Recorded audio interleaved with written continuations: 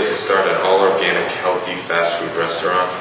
And this is the perfect thing for the American consumer right now. I'm very involved in Initial Advantage, the entrepreneurship organization at Clark University. My project is spiritual hookah bar. Our idea is to create a place for students to socializing with and having fun with alcohol in both. My idea is creating a website for international students coming to Clark to help them adjust to life better. It's basically a social networking website. An alternative solution for entertainment rather than binge drinking, and we need to do that by opening up a hookah lounge.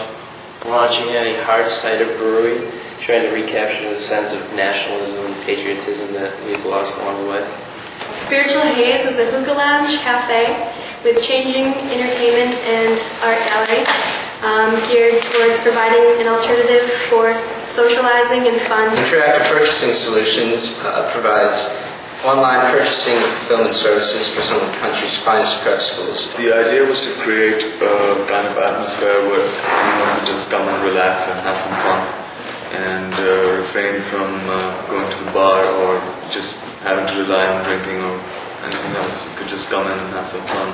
Interactive Purchasing Solutions unifies educational processes by providing outstanding fulfillment and Outsource bookstore management and fulfillment for some of the nation's top private schools. Sure. The idea is to give triathletes and other serious endurance athletes safe and effective information of places to train. It's a real life experience. You learn inside doing the projects. There's a lot of pressure if you want to get your business up and running. You have to do all the stuff yourself, and you can't really rely on other people. As a young entrepreneur, you come out into the real world as everything but credible, and it's really becoming credible and growing this credibility is really a function of putting yourself around key people and also really learning how to sell yourself. Interestingly enough, starting out, I thought that my age would be a huge detriment to my credibility in going out and trying to establish myself in the business world. However, I've come to realize there are certain ways in which you can use this to play to your advantage. Some people really want to help you because you're a student and young, and some people really don't trust that you can manage a business being that young. And it's hard to be able to tell who's who of those people.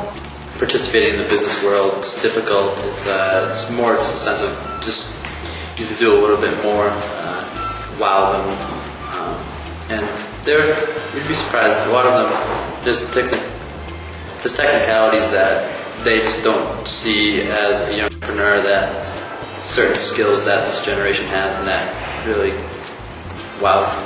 When I went and tried to negotiate relationships with our first suppliers, they looked at me, a young kid, and my partner as well, and said, well, you guys have a lot of energy. Eventually they ended up partnering with us. We had to answer a lot of tough questions and get grilled.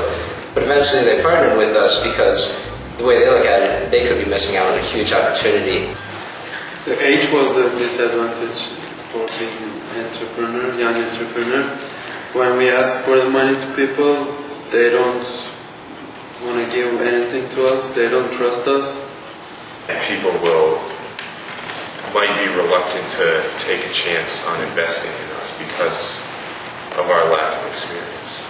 If you look at it from every point, like your peers, your faculty, even your parents, they're like looking at you like everyone's telling you that it's not something you should be doing. This is your time to study, maybe get a part-time job of that, and enjoy your college years. Well, for me, being a young entrepreneur, I feel like I take more risks. I don't have that 9-to-5 job and that time commitment. So I'm able to take more risks with my website, spend whatever time I want on it, more flexible with time. Building up credibility had two different aspects that I found throughout the whole process. One, that once you go to a professional saying that you're a student, they get very excited because they want to help you out because they know you're young and you're up and coming and they're very supportive of you. But once you actually get to them and you get involved in the actual processes, they do make you feel that what you're doing is probably just a class project, and they make you feel that it's not worth their time, and that's the biggest challenge. it's hard to do all the time management between my schoolwork and the actual work for entrepreneurship. I think it's tough, but I had a great team, so I didn't have to work a lot, and I just had to take care of small issues, and like each person would do that, and we would get over the things a normal person would have to do. So I think having a good team helps, and that's about it. Well, I haven't actually started my business yet, and being a student playing basketball, I haven't had as much time to spend on my business as I would have liked. For me, it's been a really difficult semester playing baseball and also trying to get into the fifth-year program, keep my grades up, taking graduate classes, and trying to graduate undergraduate. It's been really a tough balancing act to really keep myself in line, and now starting a business. It's been fun though. Me, between balancing my own business and school, all came down to my priorities. I set priorities based on what kind of schoolwork I have to do and what I have to do for my business this week. I think being a full-time student trying to start a business involves a huge amount of sacrifices. You know, when you start a business, and especially with a team, you've got a partner or a team who share a certain set of priorities, and you've got to learn to adjust your priorities and also those of the people around you to make sure that you're actually, doing something consistent and working to the same goal. And being a student, being in the same environment as students who aren't, sharing the same frame of mind as you is really difficult. Is that another way of saying you don't do your homework anymore? Absolutely. You got a chance to take theoretical knowledge and turn it into practical application. You normally would do that once you graduate from college, but we got a chance to actually get into the real world and get the experience before even graduating.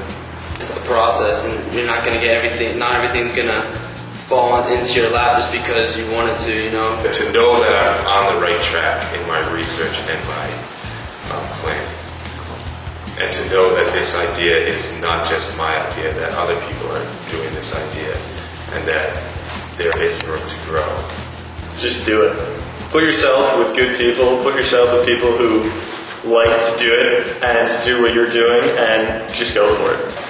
Every couple weeks in my project, I have to remind myself that I'm capable. I have to remind myself that I'm able to do this. And just going through that process of reaffirming that power I have is enormously helpful. Something that's been helpful to me ever since. And through that experience of realizing that I'm running my own business and doing it is really a changing experience. Personally, dedicating myself to this is easy because it's really exciting for me. This is who we are, this is what we want to do. This is fun for us. So I don't think if you really want to be an entrepreneur, it's not that big of a deal, but at the same time, it's a lot of people whispering in your ear, I'll tell you something that a wise man once told me, though. True entrepreneur. It's easier to say you're sorry than to ask for permission. So just get out there and do it. Where I see it in my business in a couple of years is basically the hangout for Clark and it being really established in and really enjoying myself there.